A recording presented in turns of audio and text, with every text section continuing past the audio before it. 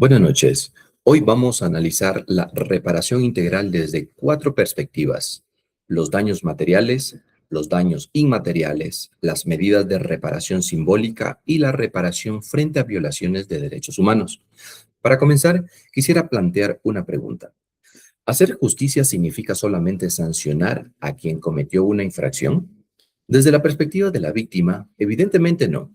Una sentencia puede establecer una responsabilidad penal y una pena, pero el daño causado por el delito puede continuar afectando a la víctima. Por eso aparece la reparación integral, cuyo propósito es atender las consecuencias de la vulneración y procurar, en la medida de lo posible, restablecer los derechos afectados. Sin embargo, no todos los daños pueden repararse de la misma forma. Algunos pueden cuantificarse económicamente, mientras que otros afectan aspectos que no tienen un precio.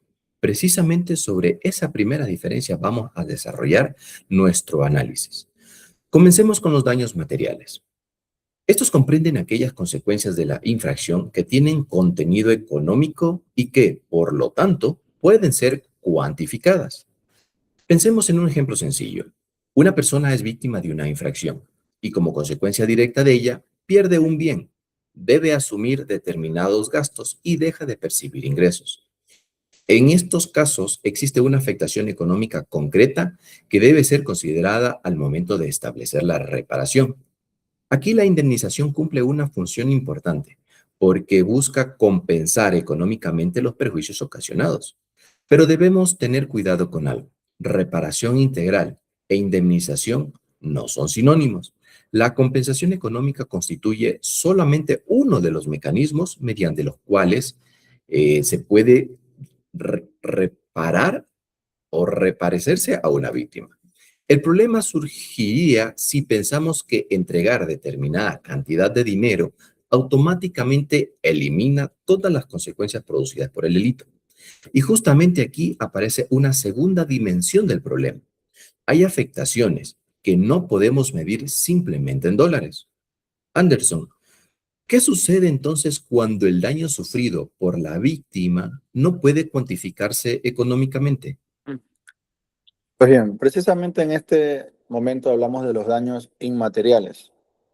Una fracción penal puede producir consecuencias que trascienden la pérdida económica, puede afectar la dignidad, la tranquilidad, integridad psicológica y otros aspectos personales de la víctima. Pensemos, por ejemplo, en una persona que ha sufrido una grave vulneración de sus derechos. Incluso si recibe una indemnización por los perjuicios económicos ocasionados, eso no significa necesariamente que las consecuencias personales producidas por el hecho hayan desaparecido. Por ello, la reparación debe analizar la situación concreta de la víctima y determinar en sí qué mecanismos son adecuados frente al daño ocasionado. También encontramos medidas como la rehabilitación y otras formas de reparación destinadas a atender consecuencias que no pueden reducirse exclusivamente a una valoración monetaria. Desde una perspectiva crítica, esto nos demuestra que no debería existir una fórmula idéntica de reparación para todas las víctimas. Dos personas pueden sufrir consecuencias diferentes, incluso frente a hechos similares. Por ello, una reparación verdaderamente integral debe considerar las circunstancias particulares del caso y las necesidades de la persona que ha sido afectada. Pero existe otra dificultad. ¿Qué ocurre cuando ni siquiera una indemnización o determinados tratamientos permiten reparar completamente lo ocurrido? ¿Cómo se repara, por ejemplo, la dignidad o la memoria de una víctima? En esos casos adquieren especial importancia las medidas de reparación simbólica. Su finalidad no consiste principalmente en entregar dinero, sino en reconocer el daño sufrido y contribuir y restablecer la dignidad de la víctima. Dentro de esta dimensión encontramos las medidas de satisfacción que pueden comprender actualizaciones realizadas con el reconocimiento de los hechos. La verdad comprende actuaciones y acciones dirigidas a reparar las consecuencias inmateriales de la vulneración. Pensamos en un caso en el que una persona haya sido injustamente afectada y posteriormente se deteriore oficialmente lo ocurrido. Una medida simbólica puede tener un significado importante porque permite reconocer públicamente la verdad y la afectación sufrida. Podría parecer que estas medidas tienen menor importancia porque no poseen necesariamente un valor económico. Sin embargo, jurídicamente pueden ser fundamentales. La reparación simbólica transmite además un mensaje social. Lo sucedido fue incorrecto. La víctima merece reconocimiento y la vulneración no debe ser normalizada. Por ello, estas medidas completan las reparaciones económicas y permiten comprender que la reparación integral también tiene una dimensión humana y social. Ahora bien, esta dimensión adquiere totalmente mayor relevancia cuando la vulneración de derechos involucra al propio Estado. Stalin, ¿cómo funciona la reparación integral frente a violaciones de derechos humanos? En los casos de violaciones de derechos humanos, la reparación integral adquiere una dimensión especialmente relevante, porque no basta con reconocer que existió una vulneración. Deben analizarse las consecuencias producidas y establecer medidas adecuadas para reparar las víctimas. En estos contextos cobran importancia mecanismos como la restitución, indemnización, rehabilitación, satisfacción y especialmente las garantías de no repetición. Estas últimas son fundamentales porque la reparación no debería mirar únicamente hacia el pasado. También debe preguntarse qué debe cambiar para evitar que esto vuelva a suceder. Imaginemos, por ejemplo, que una vulneración grave ocurrió debido a una práctica institucional inadecuada.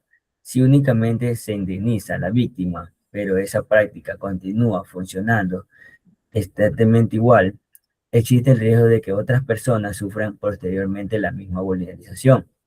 Por eso las garantías no deben repetir, buscar y prevenir nuevas violaciones mediante la adopción de medidas capaces de modificar las condiciones que permiten que ocurrieran.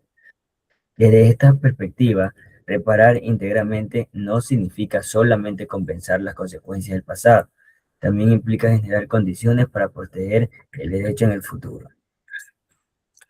Entonces, después de revisar estas 4 dimensiones, les planteo una pregunta. ¿Creen que entregar una indemnización económica puede considerarse por sí sola una reparación integral? Yo considero que no. Puede compensar determinados perjuicios materiales, pero existen consecuencias personales que el dinero por sí mismo no puede solucionar. Estoy de acuerdo. Además, hay casos donde la víctima necesita algo diferente, como el reconocimiento de lo ocurrido o el restablecimiento de su dignidad. Y agregaría algo más, una reparación puede resultar incompleta si no se adoptan medidas para impedir que el mismo hecho vuelva a producirse. Precisamente, ahí está la diferencia entre simplemente indemnizar un daño y procurar una reparación integral. Para comprenderlo mejor, planteemos un caso hipotético. Supongamos que una persona sufre una grave vulneración de sus derechos como consecuencia de una actuación ilegítima atribuible a agentes estatales. Podrían existir daños materiales, como gastos o pérdidas de ingresos, que podrían ser cuantificados económicamente. Pero también podrían existir daños inmateriales, por lo que serían necesarias medidas destinadas a atender esas consecuencias y, dependiendo del caso, medidas simbólicas que reconozcan la vulneración sufrida. Y finalmente debería analizarse garantías de no repetición, especialmente si el hecho ocurrió debido a una práctica institucional que pudiera afectar posteriormente a otra persona. Este ejemplo demuestra por qué hablamos de reparación integral, porque una misma vulneración puede necesitar varias medidas complementarias.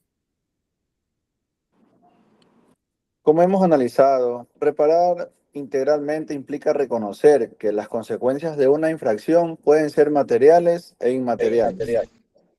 Por eso existen mecanismos diferentes, incluyendo medidas económicas, rehabilitación, satisfacción y reparación simbólica. Y las garantías de no repetición complementan esta visión, porque buscan evitar que nuevas personas sufran vulneraciones similares.